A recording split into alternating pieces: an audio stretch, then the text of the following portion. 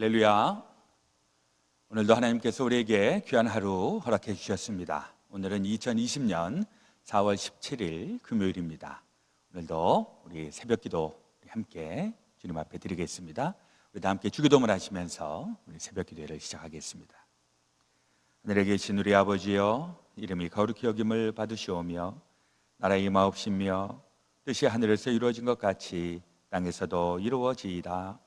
오늘날 우리에게 일용할 양식을 주옵시고 우리가 우리에게 죄 지은 자를 사하여 준 것 같이 우리의 죄를 사하여 주옵시고 우리를 시험에 들게 하지 마옵시고 다만 악에서 구하옵소서.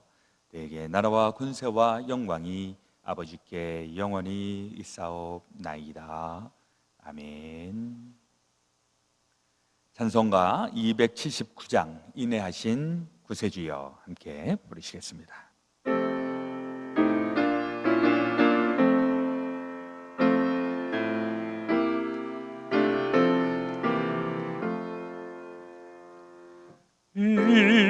인내하신 구세주여 내가 비오니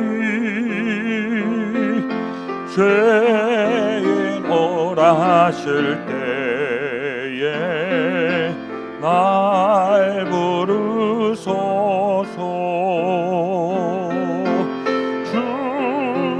주여 주여 내가 비노니 죄인 오라 하실 때에 날 부르소서. 자비하신 보좌 앞에 꿇어 엎드려 자복하고 회개하니 믿음 주소서.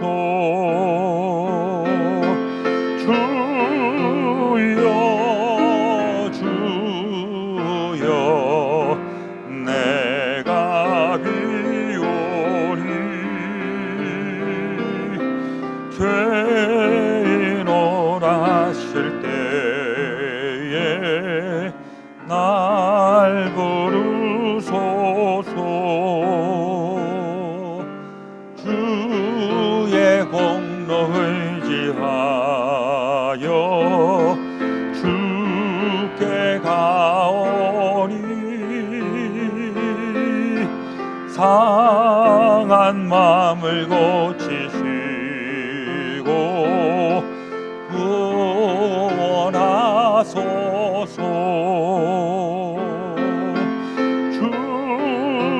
주여 주여 내가 비오니 죄인 오라 하실 때에 날 부르소서. 반복 근원 우리 주여 위로하소서.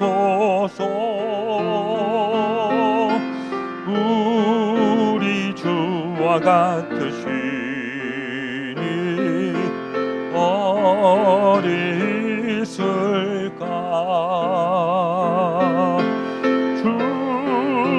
주여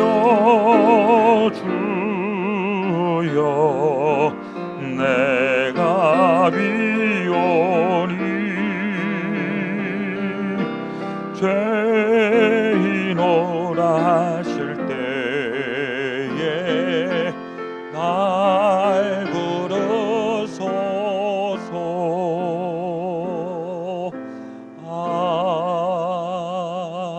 아멘. 우리 다 함께 기도하겠습니다. 나는 비천에 처할 줄도 알고 풍부에 처할 줄도 알아. 모든 일 곧 배부름과 배고픔과 풍부와 궁핍에도 처할 줄 아는 일체의 비결을 배웠노라.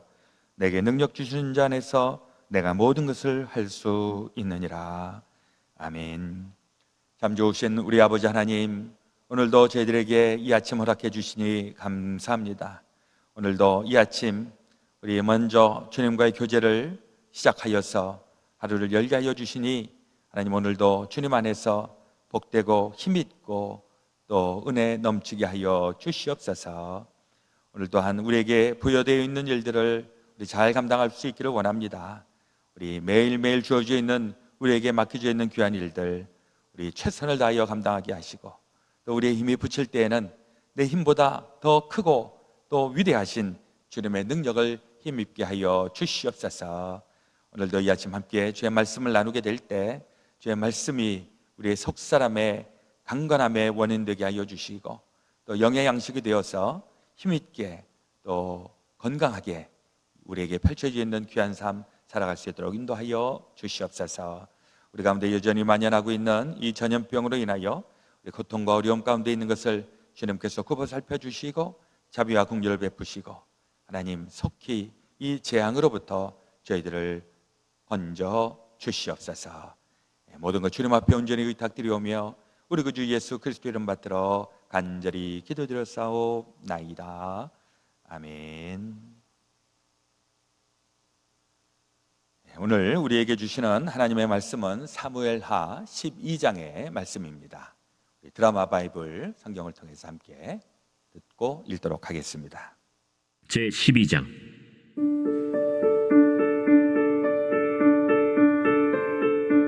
여호와께서 나단을 다윗에게 보내시니 그가 다윗에게 가서 그에게 이르되, 한 성읍에 두 사람이 있는데 한 사람은 부하고 한 사람은 가난하니 그 부한 사람은 양과 소가 심히 많으나 가난한 사람은 아무것도 없고 자기가 사서 기르는 작은 암양 새끼 한 마리뿐이라.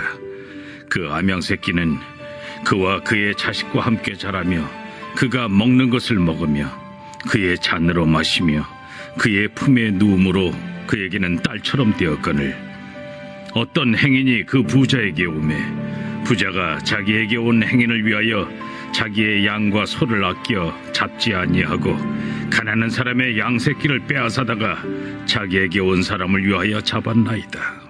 다윗이 그 사람으로 말미암아 노하여 나단에게 이르되, 여호와의 살아계심을 두고 맹세하노니 이 일을 행한 그 사람은 마땅히 죽을 자라. 그가 불쌍히 여기지 아니하고 이런 일을 행하였으니 그 양새끼를 4배나 갚아주어야 하리라. 나단이 다윗에게 이르되, 당신이 그 사람이라. 이스라엘의 하나님 여호와께서 이와 같이 이르시기를, 내가 너를 이스라엘 왕으로 기름 붓기 위하여 너를 사울의 손에서 구원하고 네 주인의 집을 네게 주고 네 주인의 아내들을 네 품에 두고 이스라엘과 유다 족속을 네게 맡겼느니라. 만일 그것이 부족하였을 것 같으면 내가 네게 이것저것을 더 주었으리라. 그러한데 어찌하여 내가 여호와의 말씀을 업신여기고 나보기에 악을 행하였느냐? 내가 칼로 햇사람 우리아를 치되 암몬 자손의 칼로 죽이고 그의 아내를 빼앗아 내 아내로 삼았도다.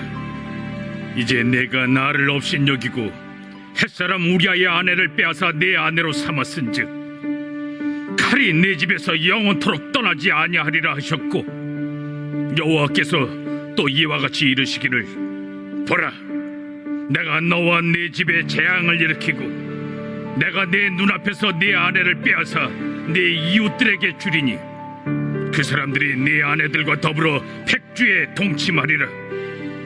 너는 은밀히 행하였으나 나는 온 이스라엘 앞에서 백주의 이 일을 행하리라 하셨나이다. 내가 여호와께 죄를 범하였노라. 여호와께서도 당신의 죄를 사하셨나니 당신이 죽지 아니하려니와 이 일로 말미암아 여호와의 원수가 크게 비방할 거리를 얻게 하였으니 당신이 낳은 아이가 반드시 죽으리이다 하고 나단이 자기 집으로 돌아가니라. 우리아의 아내가 다윗에게 낳은 아이를 여호와께서 치심에 심히 앓는지라. 다윗이 그 아이를 위하여 하나님께 간구하되 다윗이 금식하고 안에 들어가서 밤새도록 땅에 엎드렸으니 그 집의 늙은 자들이 그 곁에 서서 다윗을 땅에서 일으키려 하되 왕이 듣지 아니하고 그들과 더불어 먹지도 아니하더라. 이래 만에 그 아이가 죽으니라.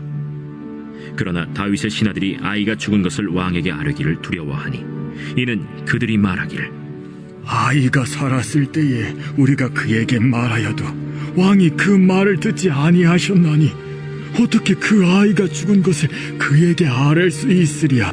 왕이 상심하시리로다. 다윗이 그의 신하들이 서로 수군거리는 것을 보고 그 아이가 죽은 줄을 다윗이 깨닫고 그의 신하들에게 묻되 아이가 죽었느냐? 죽었나이다. 하는지라.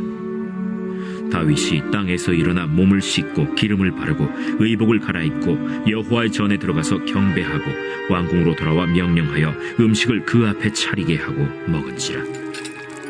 그의 신하들이 그에게 이르되 아이가 살았을 때에는 그를 위하여 금식하고 우시더니 죽은 후에는 일어나서 잡수시니 이 일이 어찌 됨이니까. 아이가 살았을 때 내가 금식하고 운 것은 혹시 여호와께서 나를 불쌍히 여기사 아이를 살려주실는지 누가 알까 생각함이거니와 지금은 죽었으니 내가 어찌 금식하랴. 내가 다시 돌아오게 할 수 있느냐? 나는 그에게로 가려니와 그는 내게로 돌아오지 아니하리라. 다윗이 그의 아내 바세바를 위로하고 그에게 들어가 그와 동침하였더니 그가 아들을 낳음에 그의 이름을 솔로몬이라 하니라. 여호와께서 그를 사랑하사 선지자 나단을 보내 그의 이름을 여디디아라 하시니 이는 여호와께서 사랑하셨기 때문이더라. 요압이 암몬 자손의 라빠를 쳐서 그 왕성을 점령하매 요압이 전령을 다윗에게 보내 이르되 내가 라빠 곧 물들의 성읍을 쳐서 점령하였으니 이제 왕은 그 백성의 남은 군사를 모아 그 성에 맞서 진치고 이 성읍을 쳐서 점령하소서. 내가 이 성읍을 점령하면 이 성읍이 내 이름으로 일컬음을 받을까 두려워하나이다. 다윗이 모든 군사를 모아 라빠로 가서 그곳을 쳐서 점령하고 그 왕의 머리에서 보석 박힌 왕관을 가져오니 그 중량이 금 1달란트라. 다윗이 자기의 머리에 쓰니라. 다윗이 또 그 성읍에서 노력한 물건을 무수히 내오고 그 안에 있는 백성들을 끌어내어 톱질과 썰애질과 철도끼질과 벽돌구이를 그들에게 하게 하니라. 암몬 자손의 모든 성읍을 이같이 하고 다윗과 모든 백성이 예루살렘으로 돌아가니라. 사무엘하 12장에 있는 말씀은 어저께 11장에 이제 연속적으로 이어지는 사건입니다. 어제 11장에서는 이 위대한 하나님의 사람, 또 이스라엘의 그 성군, 영웅, 이 다윗이 그만 일생에 있어서 가장 치욕스럽고 또 결코 쉽게 용납될 수 없는 그런 잘못, 죄악을 저지른 부분들을 우리가 살펴보았습니다. 권력을 가지고 있는 사람이었기 때문에 사실 자기의 권력 하에서 어느 정도 나쁜 짓을 하고 해도 이게 다 통할 수 있는 이런 시대였습니다.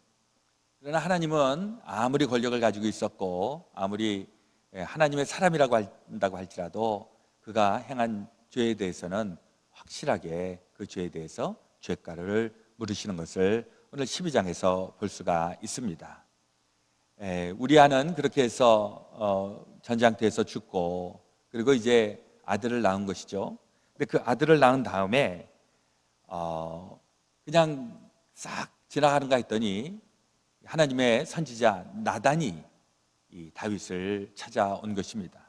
그리고 이제 이 나단, 그 당시에 선지자라고 하는 사람들은 선지자도 두 종류가 있는데 하나는 그냥 자기 혼자서 어떤 산이라든지 들판에서 그래서 하나님의 말씀을 전하는 이런 선지자가 있는가 하면 또 왕궁이라든지 어떤 유력한 사람들 그 가운데에서 하나님의 말씀을 전해주는 사람, 이런 사람들은 또한 그 어드바이저 역할을 감당을 하고 있는데 이 나단 선지자가 바로 그러한 선지자였습니다. 다윗에게 와서 이제 우화를 하나 들려주는 것입니다. 그래서 어느 가난한 집에 그저 암양 하나를 키우고 있었던 그런 가난한 집 사람이 하나 있었는데 어느 부자가 자기 잔치집에서 자기 집에 있는 그 양 뭐 이런 거는 엄청 많이 있는데 그게 아니라 그 가난한 집 그냥 딸처럼 키우는 조그만 암양 이것을 잡아서 잔치상에 거하게 하는 이러한 예화를 얘기하면서 이런 사람을 어떻게 해야 되겠느냐 이렇게 다윗에게 이야기를 합니다.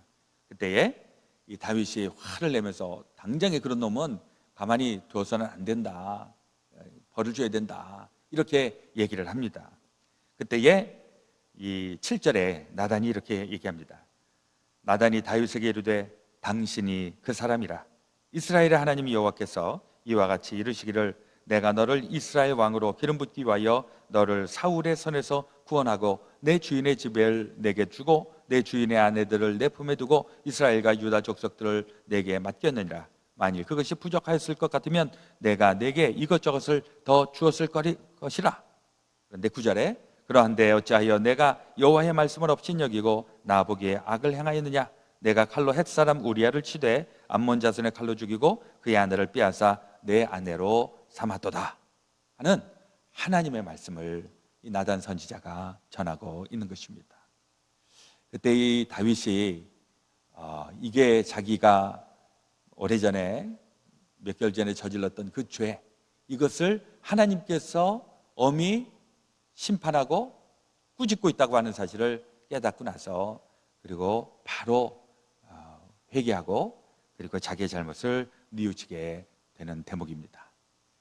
여러 가지 생각나는 게 있는데 이 다윗 역시 이 다윗은 자기가 잘못한 것에 대해서 확실하게 회개하는 사람.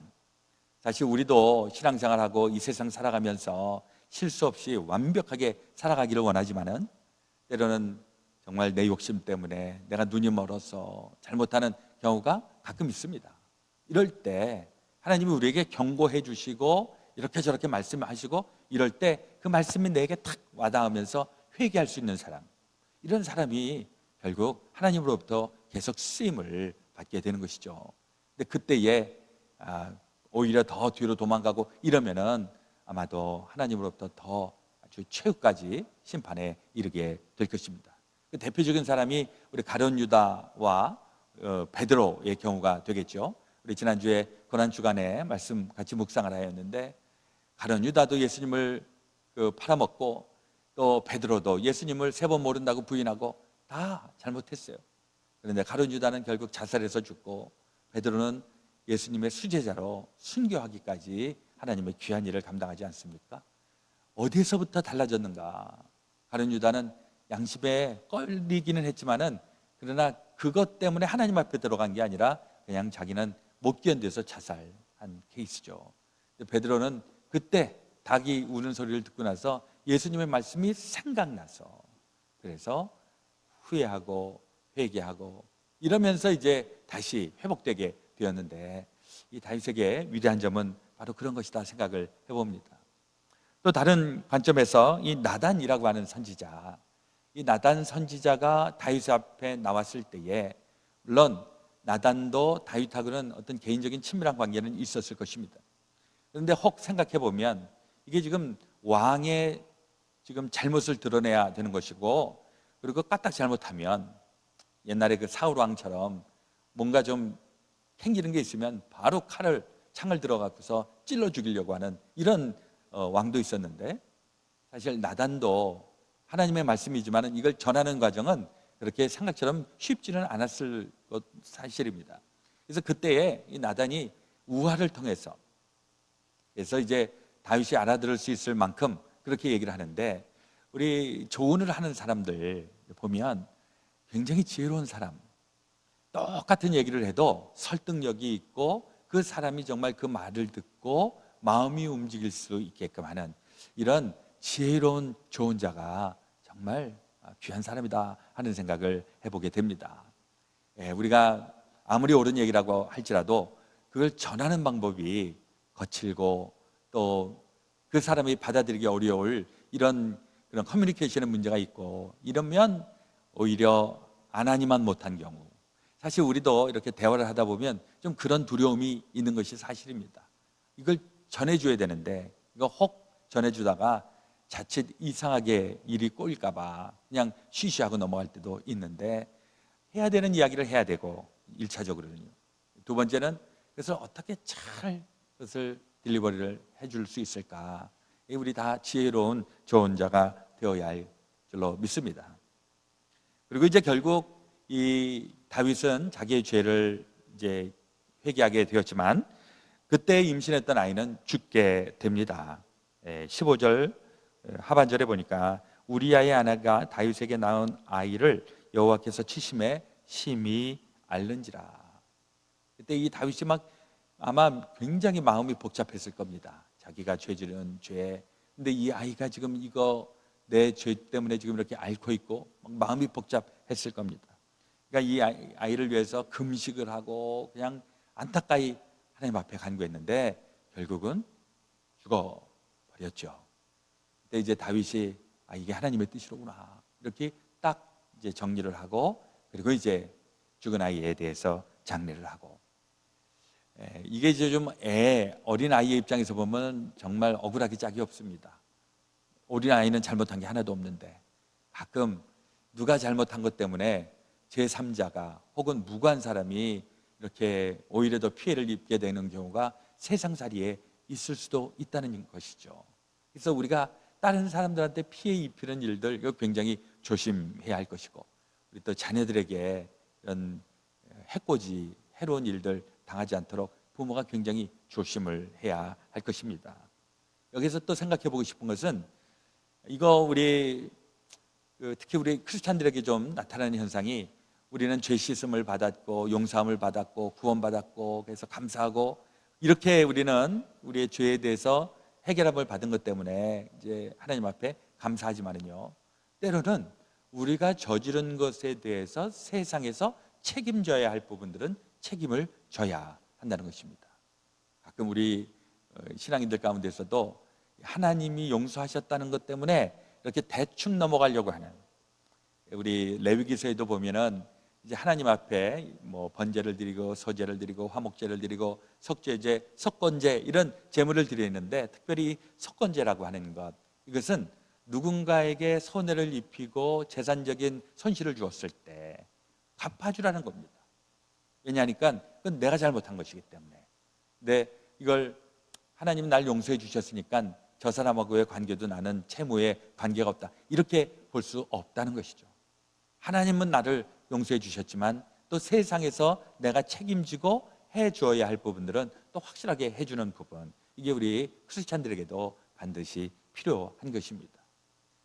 그런 부분들을 감당하게 됐을 때 하나님이 다시 우리를 믿고 또 우리에게 새로운 또 복을 주시고 우리에게 또 뻗어나갈 수 있도록 힘과 또 여러 가지 제반 환경을 주신다라고 하는 것이죠.